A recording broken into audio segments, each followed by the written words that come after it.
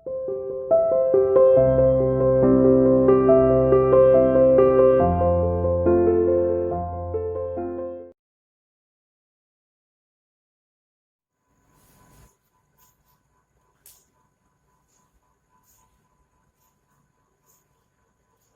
morning, students. How are you? You are welcome to CR International Online Classes. आज का आपका assignment number 81 है, both medium Hindi और English के लिए। र्यूमर्स एंड प्रोफेसीज के बारे में आज हम आपको पढ़ाएंगे। र्यूमर्स होती हैं भ्रांतियाँ और कुछ भविष्यवाणियाँ। तो उन्होंने कितना 1857 की क्रांति के लिए भूमिकाएं अदा की, उसके विषय में हम जानेंगे। तो rumors or prophecies played a significant role in the revolt of 1857। 1857 की क्रांति में इन भ्रांतियों ने, इन भ्रम स्थितियों ने बहुत ही बड़ी भूमिका अदा की। It is clear from the following examples कि ये इस तरह के निश्चित नियमों के तहत या इस तरह के निश्चित उदाहरणों के तहत क्लियर हो जाता है, स्पष्ट हो जाता है कि इसकी वजह से उस समय क्रांतियां बहुत ज्यादा मतलब 1857 की जो क्रांति है उसके अंदर इन भ्रमात्मक स्थितियों ने बहुत ही ज्यादा प्रॉब्लम क्रिएट की। सबसे फर्स्ट पोजीशन है, फर्स्ट टॉपिक आपका the rumours about cartridges. Cartridges का मतलब क्या होता है? कार्ट्रिजेस कारतूस होते हैं जो राइफल में यूज होते हैं। उस समय एक नई राइफल यूज करने के लिए भारतीय जवानों को दी गई थी, भारतीय सैनिकों को प्रदान की गई थी। उस राइफल का नाम था एनफील्ड राइफल के अंदर कारतूस मुंह से छील करके लगाने होते थे। तो उस समय एक र्यूमर छोड़ा गया, लोगों के द्वारा भ्रांति छोड़ दी गई कि इसके अंदर तो सुअर और गाय की चर्बी लगी हुई है। सुअर जैसे कि धार्मिक पशु है मुसलमानों का, मुस्लिम बहुत पवित्र उसे मानते हैं। दूसरी तरफ जो गाय है वो हिंदू का धार्मिक पशु है। और इस तरीके से दोनों ही जो धार्मिक समुदाय के लोग हैं वो इससे आहत हो गए और उन्हें बहुत ठेस पहुंची। उन्होंने उग्रता दिखाते हुए और 1857 की क्रांति के अंदर अपनी भागीदारी सुनिश्चित की। नेक्स्ट है rumours about flog leads with born just. अगली जो क्रांति क्या छोड़ दी गई, जिस तरह का भ्रम के लोगों को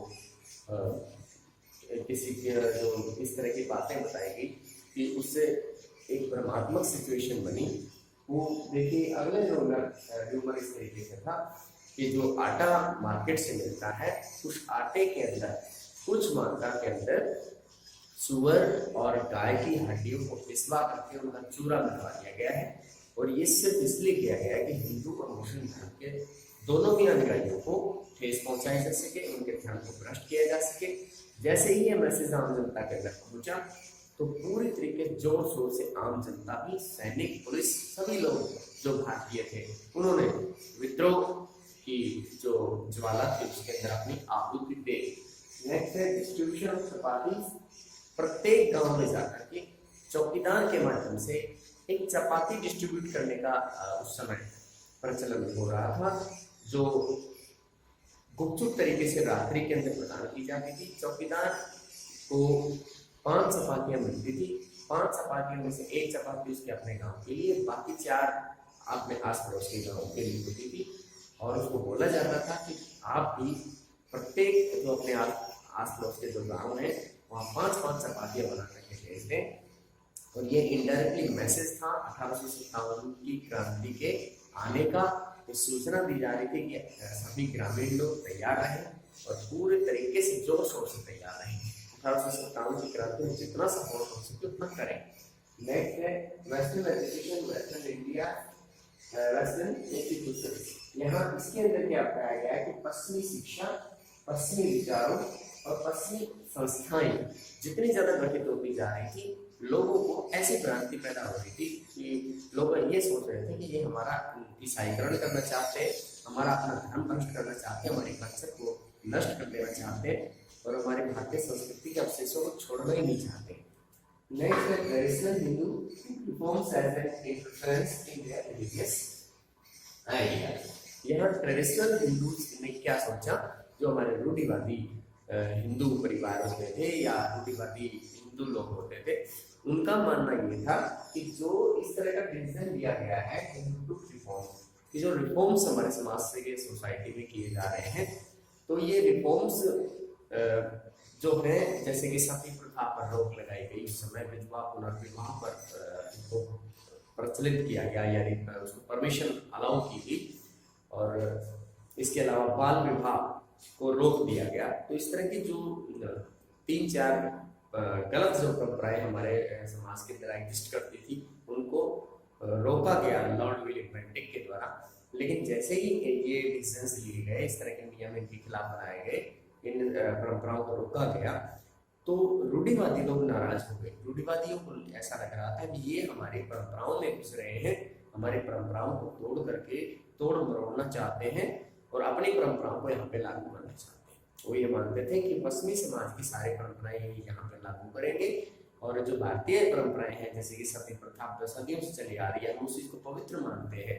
रूढ़िवादी लोगों की सोच थी कि हम इस चीज को पवित्र मानते हैं, विधवा पुनर्विवाह जो है उसको गलत मानते हैं। तो ये लोग हमारी धार्मिक परंपराओं में दखलंदाजी कर रहे हैं। नेक्स्ट है लेनिन। उन्होंने एक ये बात सब लोगों के जहन में थी कि भाई अंग्रेजों का शासन विदेशी शासन है, ये हमारा अपना शासन नहीं है, और किसी भी तरीके से ये हमारे अपने नहीं हो सकते। अगर भविष्य के अंदर हम इनसे आज़ादी प्राप्त कर लेते हैं तो हमारा देश एक शांतिपूर्ण और सुखमय हालात के अंदर हो सकता है।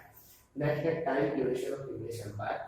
1757 23 जून 1757 से लेकर 23 जून 1857 को लगभग 100 साल पूरे होने थे प्लासी की लड़ाई को। प्लासी की लड़ाई में जैसे कि अंग्रेजों को पहली बढ़त हासिल हुई थी भारत पर राजनीतिक नियंत्रण उस समय शुरू हुआ था बिहार, उड़ीसा और बंगाल के जरिए। बंगाल, बिहार, उड़ीसा की दीवानी का अधिकार 1757 में अंग्रेजों को मिला था, और उससे हमारे यहाँ पे राजनीतिक नियंत्रण शुरू हो गया था अंग्रेजों का। तो यहाँ उस समय ये मैसेज आम जनता के अंदर भ्रांति के रूप में डाल दिया गया कि जो 100 साल पूरे हो जाएंगे अंग्रेजों के, तो 100 साल बाद ये यहाँ से चले जाएंगे। तो इस तरह से लोगों में जोश था कि अब अंग्रेज राज खत्म हो जाएगा, ब्रिटिश राज खत्म हो जाएगा। नेक्स्ट है कैम्ब्रिज मैसेज। एक दमदम शस्त्रागार, जो कि सीओडी कैंप होता है, दमदम शस्त्रागार के अंदर एक खल्लासी व्यक्ति काम कर रहा था, और वहीं पर एक ब्राह्मण सैनिक मौजूद था। ब्राह्मण सैनिक के पास एक लोटा था पानी का, और वो उसमें से पानी पी रहा था। तो खल्लासी ने उसे कहा कि आप अपने लोटे से मुझे पानी पिलाओ। तो खल्लासी को उसने ब्राह्मण ने मना कर दिया कि मेरा लोटा अपवित्र हो जाएगा। तो उसने ये बात कही कि आपका लोटा ही अपवित्र नहीं होगा, आपका अपना धर्म भी भ्रष्ट हो जाएगा। कुछ समय के बाद जब आप गाय और सूअर की चर्बी लगे हुए कारतूस मुंह से छील करके एनफील्ड राइफल करोगे, उसको यूज करोगे, तो आपका धर्म बिल्कुल पूरी तरह से भ्रष्ट हो जाएगा। ये मैसेज धीरे धीरे करके बटालियन में पहुंचा, और बाकी अन्य सभी बटालियनों में पहुंचता चला गया, सभी सैनिकों में पहुंच गया। सभी सैनिकों ने क्रुद्ध विद्रोह कर दिया। तो भ्रांतियां वे स्थितियां होती हैं जिनमें लोगों को भ्रम होता है कि अब ऐसा होने वाला है। जैसे कि ह्यूमर्स छोड़ दिए जाते हैं, इसके अंदर ह्यूमर्स एंड प्रोफेसीज का मतलब ये होता है कि कुछ भविष्यवाणियां लोगों के द्वारा की गई कि अंग्रेज राज खत्म हो जाएगा और भारतीय लोगों का राज आ जाएगा, बहादुर शाह जफर द्वितीय हमारे शासक होंगे, वो सम्राट होंगे, और इस तरह की बातें उनके सामने रखी गई। तो इसके अंदर जो पहला टॉपिक है, इसके अंदर आपको कारतूस के विषय में बताना है। कारतूस जो कि गाय और सूअर की चर्बी लगे हुए कारतूस यूज करने थे, और ऐसी भ्रांति लोगों में फैला दी गई कि ये दोनों ही गाय और सूअर की चर्बी से बने हुए हैं, और ये मुंह से सेक करके राइफल में भरने होते थे। तो उनमें धर्म भ्रष्ट होने का पूरा डर था। दूसरे में आटे का जिक्र किया गया कि आटे के अंदर गाय और सूअर की हड्डियों का मिश्रण इसके अंदर डाला गया था। तीसरे के अंदर चपातियों का वितरण की बात की गई है, जो गांव-गांव जाकर के चौकीदार के माध्यम से चपातियां बांटी जा रही थी, उसका मैसेज उस समय भी क्लियर नहीं था, आज भी क्लियर नहीं है, लेकिन अंदेशा लगाया जाता है कि शायद ये इसलिए था कि 1857 की क्रांति शुरू होने वाली थी, उसकी पृष्ठभूमि तैयार करने के लिए, लोगों को अवेयर करने के लिए, जुड़ने के लिए, अपील करने के लिए ये सब कर रहे थे। Western education, eastern western ideas, western institution, जो भी पश्चिमी शिक्षा, पश्चिमी विचार और पश्चिमी संस्थाएं जितना ज्यादा अस्तित्व में आ रहे थे, उतना ही भारतीयों को ये भ्रम हो रहा था कि ये हमारा ईसाईकरण करना चाहते हैं, भारतीय संस्कृति को खत्म करना चाहते हैं। ट्रेडिशनल हिंदू नाराज थे। जो भी रिफॉर्म्स के काम हुए थे लॉर्ड विलियम बेंटिक के शासनकाल में, उनका मानना था कि हमारे धार्मिक परंपराओं में, हमारे आंतरिक जो जीवन है हमारा, उसमें दखलंदाजी कर रहे हैं, जो कि गलत है। हम अपने तरीके से जीवन जी रहे हैं, वही हमारे लिए सही है। पहले कुछ लोग ये मानते थे कि ये हमारा विदेशी शासन है और विदेशी शासन के प्रति हमारे हमदर्दी नहीं होनी चाहिए, आगे आने वाले समय में हमारा अपना राज होगा और ये लोग यहाँ से चले जाएंगे। Time duration of English empire, time duration Plassey की लड़ाई से और अब तक, जब तक ये 18 शताब्दी की क्रांति हुई, उस समय 100 साल पूरे हो चुके थे। 100 साल पूरे होने पर ऐसा माना जा रहा था कि शायद ये लोग यहाँ से चले जाएंगे और फिर उसके बाद में भारतीय राज शुरू हो जाएगा, भारतीय रियासतों का राज होगा।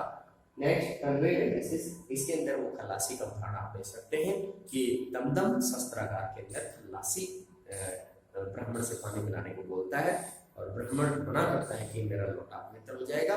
फिर उसने उसे जवाब दिया कि आप कारतूस में, जो कि गाय और सूअर की चर्बी से बने हुए कारतूस मुंह से सील करके अपने राइफल में भरोगे तो आपका धन भ्रष्ट तो वैसे भी हो जाएगा। इसके अंदर ये आपका टॉपिक पूरा कंप्लीट होता है 12th आर्ट्स के अंदर और असाइनमेंट नंबर 81। धन्यवाद।